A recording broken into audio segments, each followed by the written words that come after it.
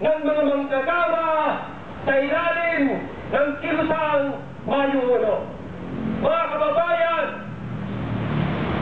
sa araw na ito ay nagaganap ang isang pandaigdigang pagkilo ng iba't ibang bansa dahil nga sa nagaganap na pagsasamantala at pang-aapi na ang resulta nito ay pagtatanggal sa mga manggagawa ng NSB doon sa LISP-1 Kabuyao.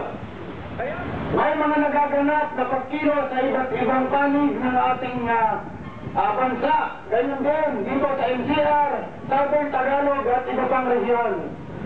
Ganyan din sa ibang bansa na kung saan nakalocate ang NSP company sa Australia at sa iba pang bansa. Upang patuloy na pangunahin ang kapitalistang NSP, 33 taon na ang Union, gayon din ang kumpanya mula Philips.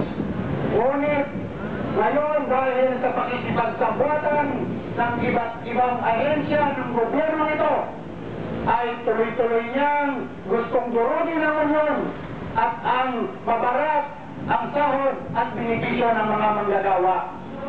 At upang panggunahin ang walang batagang pagkilos na ito ng kapitalistang NSP, narito naman at nakikialam ang Republika ng Quezon nito para pahupain at limitahan ang pagkilos upang panggunahin ng mga manggagawa ang kapitalistang NSP.